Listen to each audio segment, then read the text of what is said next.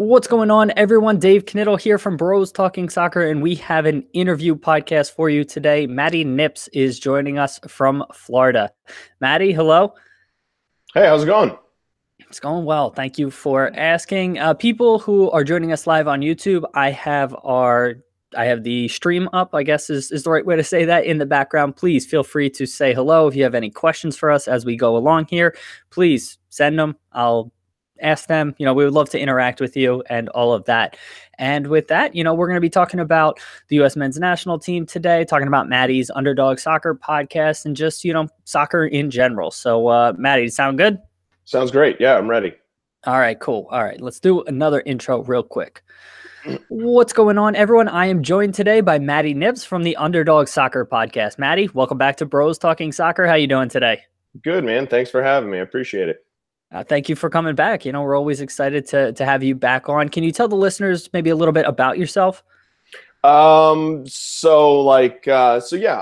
have a podcast / Twitter page that's all connected. But anyway, the podcast mainly or only goes for United States men's national team. So I kind of update games. I look at games and try and track players and what happens there. But kind of that's my main and only focus is just the men's national team. I've started kind of venturing out a little bit further on the lower end of ages and looking at, the youth that's coming up in the next couple of years. But for the most part, it's men's national team soccer.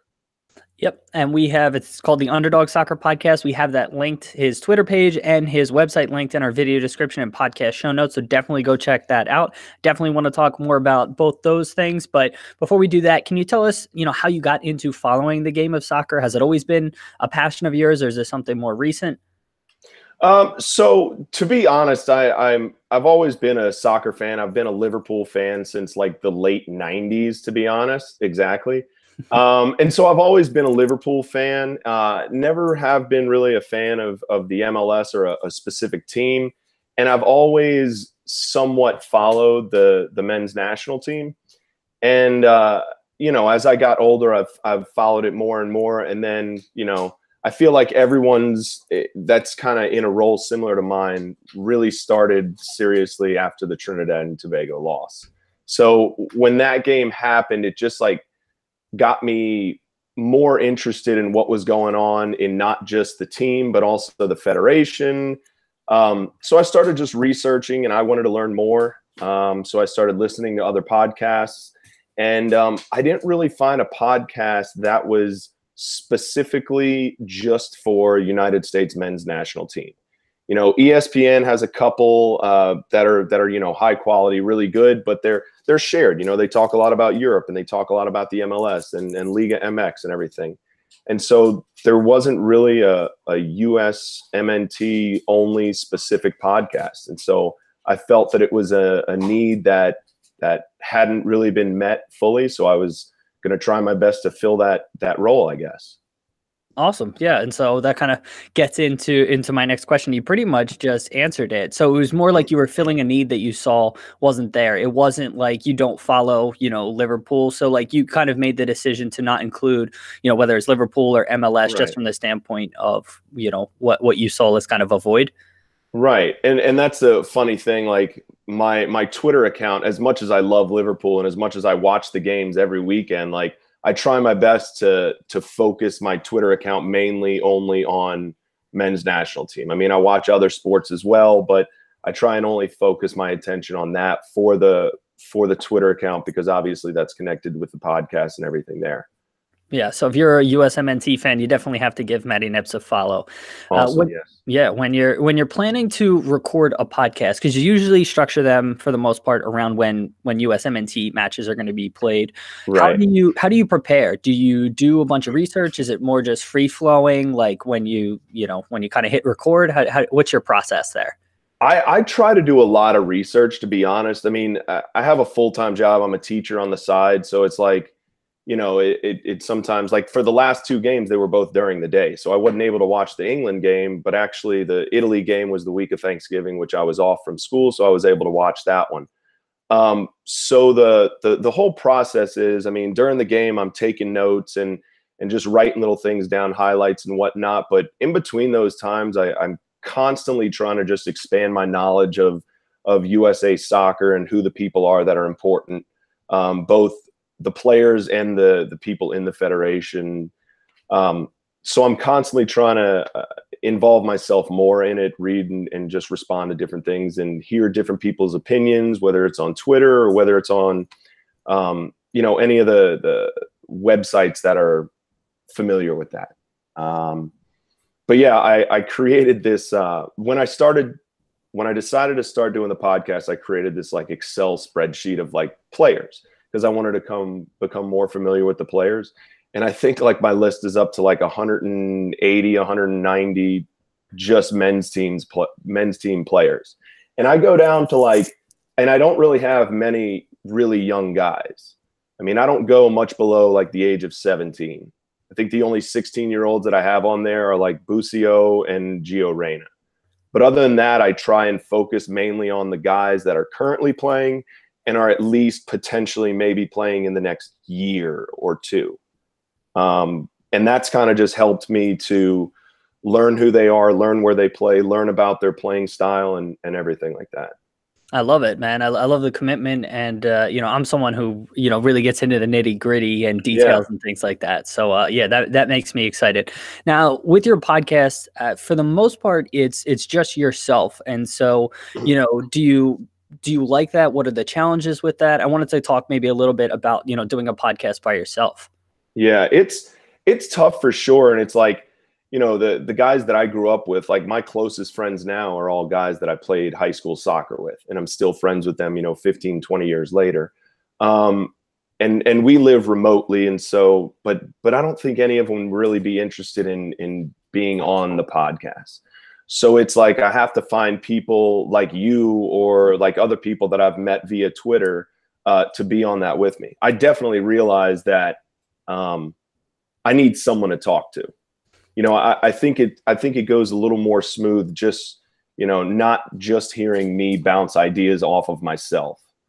So I'm actually in the process now, which I need to have a conversation with you later about like, I'm like technology awful, just terrible with it. So like, that's kind of the stage I'm at right now, where I'm researching how I can get with someone else, not or in a remote location, basically. But that is a future goal of mine, to get that all organized to where I can have other people on the podcast with me. Awesome. Yeah, I'd definitely be happy to help you out with that. And we could talk about that, after this interview. Because it really isn't too crazy. I'm not the most tech savvy person. And we kind of talked about this with our interview last week. I mean, the internet's incredible because you can, we're literally on opposite sides of the country right now having this discussion. And at least I hope for podcast listeners, it doesn't sound like we're, 3,000 miles apart. And so it's really cool. And that's awesome. All right, now let's talk a little bit about the USMNT, right? That's your focus there. Recently, they made an important hire. They finally got a manager, Greg Berhalter. So what do you think of his appointment as head coach? Okay, so just about him specifically, because I'm not going to be that person who's just going to, because there's plenty of people out there that are going to continue to just badmouth Berhalter as he's not the man for the job. We should have gotten Tata Martino, or we should have given Lopetegui a chance, or whatever it is. I'm not going to be that person. I'm he's the manager. I'm ready to move forward. I think they just should have done a better job vetting the whole, or vetting him and in the whole interview process. I think the guy's had the job for 4 months, 5 months already. I think there was an agreement probably mid MLS season where it was like, okay, we realize, you're in the middle of your season, the playoffs, you're playoff bound. Also the issue with Columbus, their whole franchise moving. So there were a lot of like intricate parts in there. So I'm sure they just said, yes, you're our manager come December 1st or whatever it ended up being. But we're just going to act like we're looking until then. So I feel like the decision was made 4 or 5 months ago at minimum. So I don't know. I was kind of disappointed they didn't give a more of a look to other people. I assume that when there was no manager chosen by, March, April, then I was like, okay, they're waiting until the end of the European season. They're waiting until the end of the World Cup so we can get a wider pool of potential managers. And so that was disappointing when they didn't really even make an honest try at some of the heavy hitters in the international world. So that was kind of disappointing. Yeah, and I definitely thought the same thing. I assumed when they were waiting until pretty much the exact same time period, I assumed they were going to go after a big manager from the World Cup. And I think what delayed everything was the U.S. President election of soccer, USSF president election, and then Ernie Stewart not being appointed and taking the reins until August. And that's basically, from all reports, when Berhalter was interviewed and sort of the decision was made. And so for me, it was just the delay with some of those hirings and then the delay in communication. So I experienced some of those same frustrations. But at the end of the day, I am excited about Berhalter. He is a young kind of up and coming manager in MLS. And, he seems to be very detail oriented, which I think really helps at the national team level. And so I'm excited by what he could potentially bring. So, that's just my kind of quick thoughts on it. And we had a couple questions from Marcus O'Malley on Twitter. So let's start with his question about Berhalter, saying specifically he wants the USMNT to get better at throw-ins. So I think it was on the MLS podcast, Extra Time Radio. Could have been on another one. But Berhalter kind of said there's little things you can look at in soccer that people don't focus enough on. And one of the things he brought up was throw-ins. So I think that's what Marcus is alluding to here. I don't know if you have thoughts on those comments. And wasn't it Liverpool that brought in like a throw-in specialist a couple months ago? I don't know. I had never I guess that's one of those things where, 5 years ago, 10 years ago in the NFL, everybody started talking about like how important special teams are. And it was like, we just see it as like punt coverage, kick coverage. It's not a big deal. And I always thought that throw-ins were just like get the ball from out of play to in play, move on. So I don't know. I'm not really familiar. I'm not that high tech into throw-ins. I didn't think they were that important, but I think that's an important maybe detail that he's kind of focusing on. Go ahead. Yeah, no, sorry to interrupt. I was just going to say, at the professional level, I think any little advantage you can get, might be helpful. So I'm sorry to interrupt you. What else were you going to say? No, I was just going to say basically that, like, maybe it's something that, nobody looks at because we think that it's so unimportant, but maybe he's found something and maybe he can kind of exploit other teams in that and make a big improvement in our team. I'm not sure. I'm for it. Do what you got to do. All right. I love it. I still remember just a little quick side story. I was probably like 16 or 17 years old when I had my first coach sort of instruct us that when you throw the ball in, you want to throw it, make sure it reaches the person in the air, because if it short hops, it's a little bit tougher to control. And, it took until I was 17 until somebody sort of said that. And that always kind of stuck with me because it's honestly the little details make sometimes the biggest impact in the game. So, hopefully that's a good sign for Berhalter. Yeah. Okay, so then one more thing. I'm sorry. Go ahead. I coach like a middle school girls team, and it's like half of the girls on the team have never played soccer before.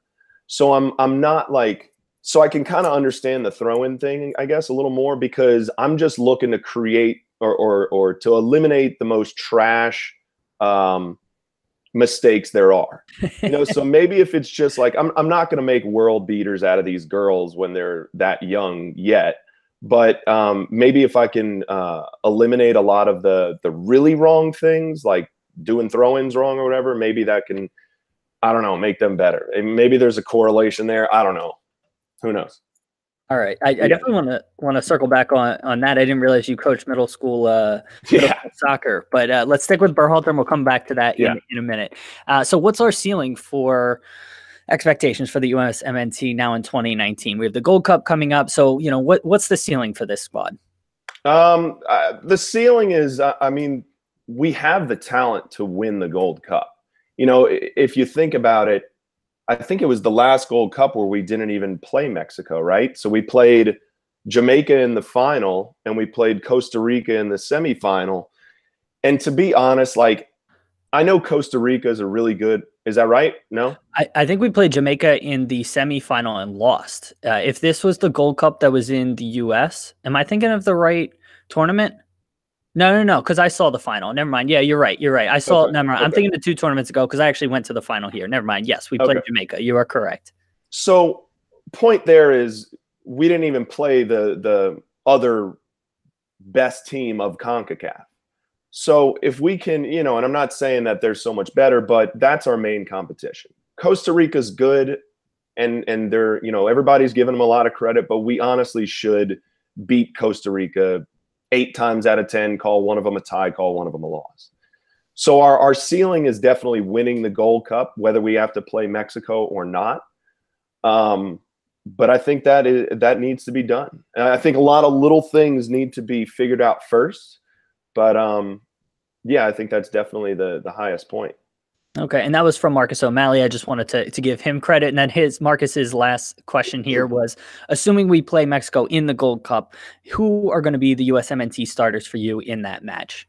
So I wrote this down just in case I forgot. And so assuming no injuries right now, and I guess it's kind of hard to predict this, 6 months in advance. And also, this is only the starting 11. It's not the roster players who, some of those 12 through 18 or whatever, they have a good chance of being starters as well. So basically, I think Stefan's in the back. I think Stefan is our best keeper, but I do think after the way Horvath has been playing the past month or so, that it's closer to being a competition than it has been in the past year. Defenders in the back, 2 center backs, Miazga and Brooks, Yedlin on the right, Robinson on the left. That left side is really just unproven so far. I think that Villafaña's kind of fallen off. I know Garza had a great season, so maybe he can push for that. But honestly, the pool players, the player pool for just that left back position is so small. Yeah, I agree. There's really not much there. So I'm still putting Robinson in there now. Berhalter also plays a 4-2-3-1, so I'm assuming that that's what he's going to stick with. The 2 kind of dual 6s, I think it's going to be Adams and McKennie. I hope it's Adams and McKennie. I understand that he might take McKennie and put Trapp in there and find somewhere else for McKennie. Moving in to your 3, I guess, advanced midfielders, I want Weah and Seth on the 2 wings.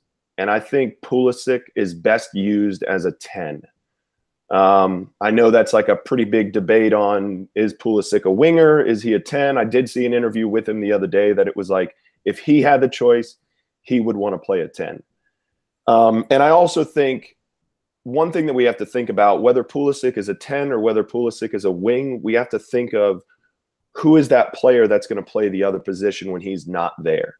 So basically, is the option better at the other player playing the wing or the other player playing the 10 role?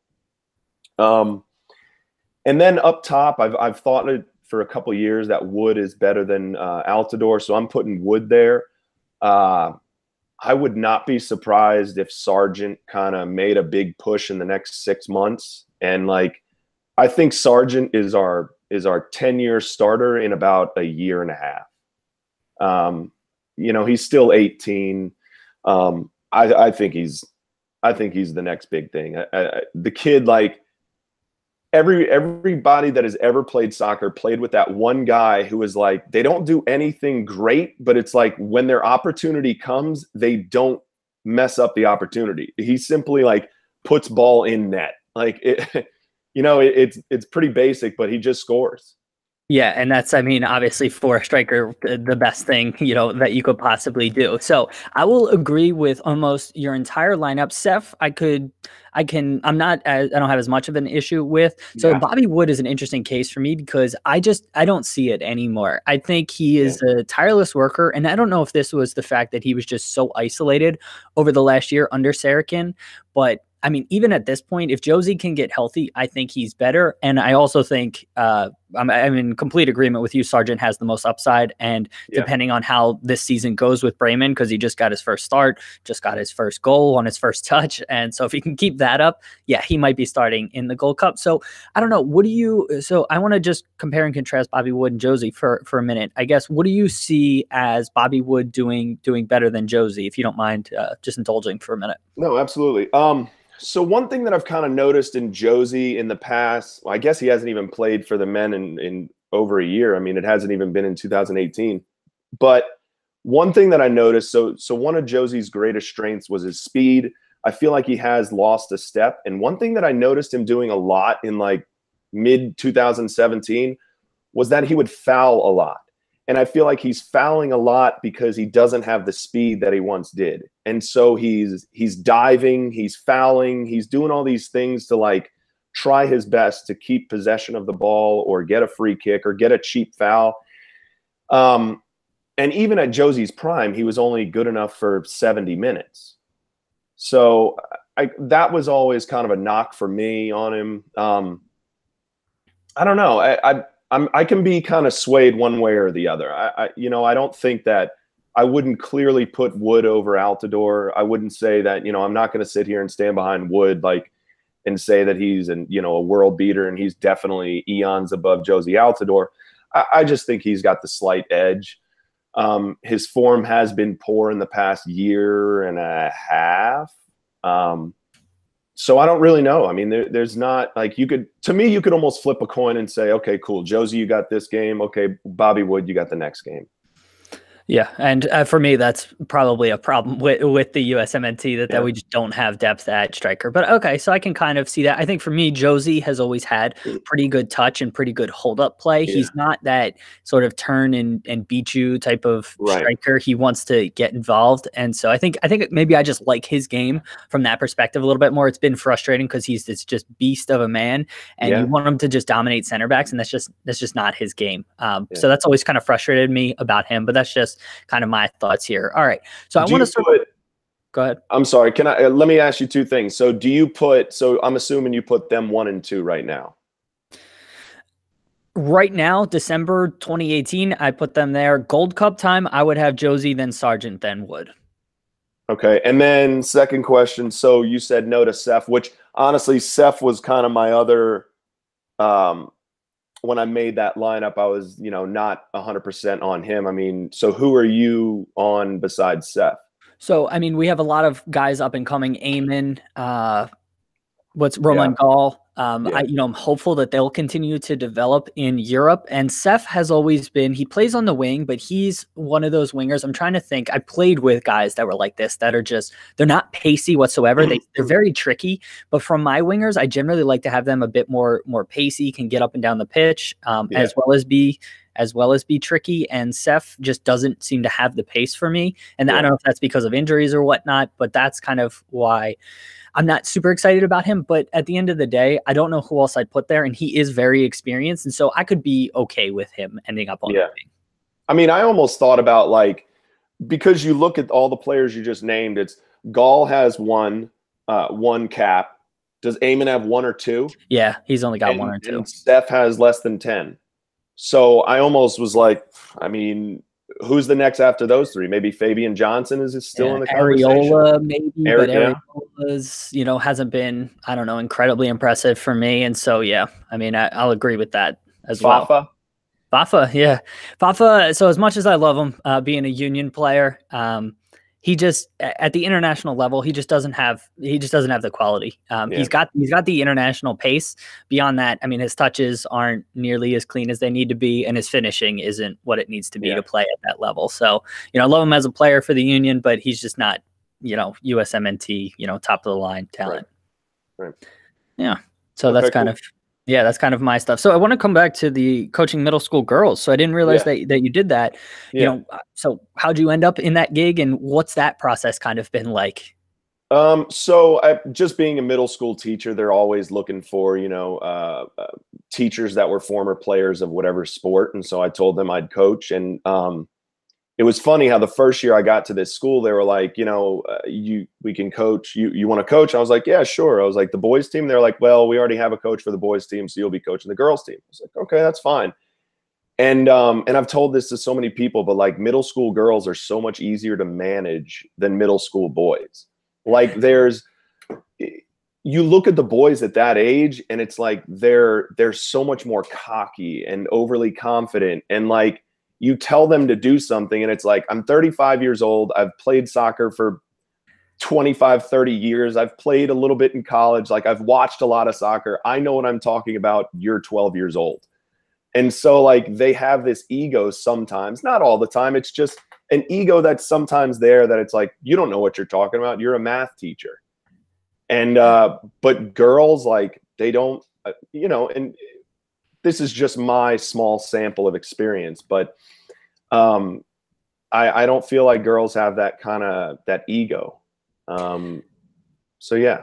Yeah, that's fascinating. I'll never forget. I had a coach in high school that told us whenever he managed guys versus girls, he would say, when you're talking as a coach, when you're talking generally to guys, to boys, I guess at that point, they always assume you're talking about somebody else. They never assume that you're talking about them. And with girls, it's the exact opposite when you're coaching. They always assume you're talking about them, and then they try to focus on how to improve. So I don't know if you've seen that or if that registers for you in any way.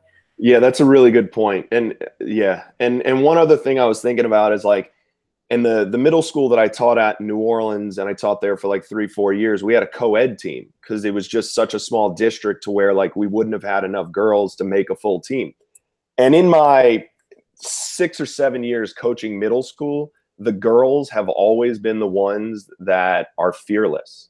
Like I've always had 1 or 2 girls per year that just will go into a tackle with no fear and just crunch people, and like it's amazing. Like they're fearless. And boys are always like a little delicate at that age, and it's like they're scared of like hurting somebody. And I don't know what it is, but it's kind of interesting how it's like, I guess the girls just become more aggressive at a younger age.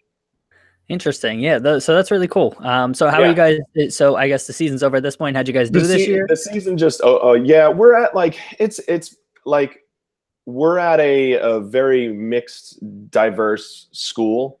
And so out of my 18 girls, I think I had like 3 or 4 that actually play like club soccer. And then we play against these other teams where out of their 18, not only do all 18 play club soccer, but all 18 of them play on the same team.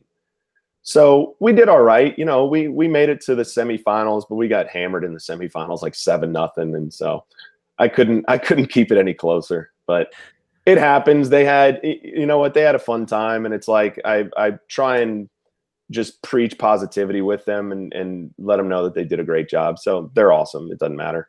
That's great. Shaping the future of soccer. So that's fantastic, man. So I'm really happy to hear that. Okay, let's swing back to the podcast. So you've been doing it about a year, right? Because you started after the TNT debacle. Correct. Have you done anything, that's been your favorite thing? I don't know if it was reviewing a specific game. Have you interviewed anybody? What's been your favorite thing you've gotten to do because of the podcast? So I did only one interview, and I really kind of lucked out with this. I interviewed this guy named Seth Yan, and Seth Yan is on the Paralympic national team. And so out in Florida, they have I'm in Bradenton, Florida. It's where IMG Academy is. It's where the Nike friendlies were, last week with the U17 out at this like big premier complex. And so at this premier complex, it's a pretty nice set of fields, and they have like the national teams come through there pretty often. The men's team, the women's team don't come through, but I think pretty much like the U20s will be there sometimes, boys and girls, U17 boys and girls, and the Paralympic teams will come there.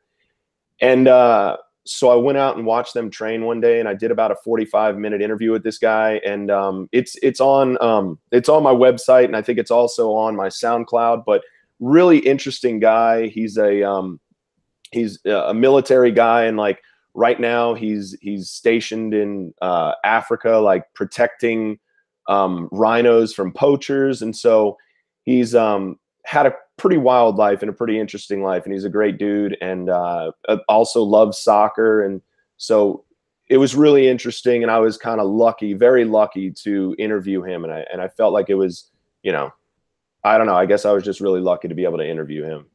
Awesome. We will definitely link to that interview in the Yeah. podcast description and podcast show notes and video description. God, I Yeah. always get those two mixed up. So yeah, definitely everybody go listen to that interview, because I'm sure that was really incredible. So looking into your crystal ball for the future of what the Underdog Soccer Podcast, what any exciting projects coming up, what does the future hold for the Underdog Soccer Podcast? So basically, I'm just hoping for growth. I just want to kind of get my name out there and get the podcast out there and kind of grow the community and look into basically whatever is going to make it improve, whether, obviously finding someone regularly or finding different guests to talk to on a weekly basis would be great. But really just overall growth. I mean, it's all so new to me, and it's, with having a full-time job and a part-time job coaching, it's hard to split time on this. So there's another reason right there. I would love to have somebody else with me to be able to share the workload of podcasting. So, and then I'm just, kind of working on cleaning it up. I want to find a logo. I got to, looking about making some business cards and stickers and stuff just to promote myself and get myself out there. But, and then, I would love to do some more interviews, whether it's just, regular guys like me and you, or I'm doing interviews with, if I could ever get an interview with someone who knows a thing or two about, like, on the inside. So I'd love to do more interviews in the future, but yeah. Yeah, that'd certainly be awesome. I know, just speaking from personal experience, because Ernie Stewart was with the Philadelphia Union. He's not the most open guy with media, so it might be tough getting somebody from USSF. But who knows? Maybe a player or somebody like that would be willing to talk. Or retired players are always the greatest, because at that point they really have nothing left to lose. So maybe one of those.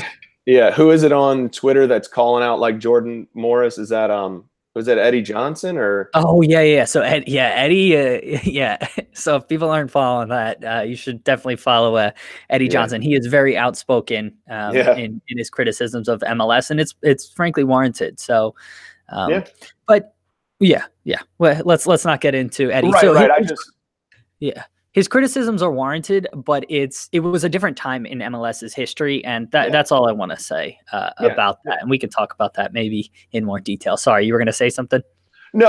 I was just saying I didn't want to get too far into it. It was just you bringing up about ex-players and him being an ex-player and being a lot more loose with his tongue has been, it makes sense. Yeah, I love it. Jimmy Conrad's another one that just doesn't hold anything back. So who knows? Maybe you get one of them on the Underdog Soccer Podcast, and then you blow up. Yeah. All right. So before I ask my final question, is there anything, I didn't ask that you wanted me to cover? No, I don't think so. Everything's great so far. Yeah. Awesome. All right. So the last thing, we try to keep it positive here. So what's the thing you're most excited about kind of happening in the soccer world right now? You can take that, however you want. Liverpool, USMNT, something else. What are you most excited about happening in the soccer world? So I don't know. I'd love to talk about Liverpool for a minute or so, but I'll focus most of it on USMNT. But I am excited that Man City lost yesterday, and Liverpool's now top of the table. I've from the beginning, I was like, they have a legit shot of winning this year, and then I've just seen Man City play, and I'm like, I don't know, but I'm still positive. I'm still hoping. We're almost halfway through the season, and being at the top of the table counts, but we'll see. I don't have my hopes set up too high. They're not going to get crushed, but they'll finish in the top 2 or 3 for sure. So, other than that, I'm excited to get Berhalter in there. I'm excited for the January camp. I'm curious who the 30 or so guys he's going to bring in. I actually wrote down a list of my 30. I have heard that he said, there's going to be some more experienced players brought in, which I assume that means like Guzan and Altidore and Bradley and who knows, Zusi and Bedoya. And I'm fine with bringing those guys in for a camp. I think it'll either firm up, hopefully, that either they belong to be, they deserve to be there, or they don't deserve to be there. So I'm excited about the January camp. Then we have the 2 games in January and early February, and just kind of looking forward to a more permanent coach. I think we all know, even though some of us might be disappointed in Berhalter being the manager, we all know that tactically he's a better coach than Dave Sarachan. So I don't know. I'm hoping for good things there, and then yeah, who knows? Gold Cup win 2019. Me too. You know, I'm excited. The dark days are hopefully behind us for the USMNT, and exciting times here. So, Matty, can you tell people, you know, where to find you online one more time? Yeah, so I got a little website. It's www.underdogsoccerpodcast.com. You can also find it on SoundCloud at Underdog Soccer Podcast, and my Twitter is Underdog SP, I believe. Yeah, Yep. sounds about right. Yeah. Yeah, and we have all of that linked in the podcast show notes and video description. So definitely be sure to go check everything out. And yeah, Matty, thanks so much for being here today. Thank you, man. Appreciate it. All right, have a good one. You too. All right, listeners or viewers on YouTube, thanks so much for tuning in if you're watching this in the future. And yeah, podcast will be out on Thursday. And Matty, thanks for being here. I'm going to stop the broadcast now. Thanks, man.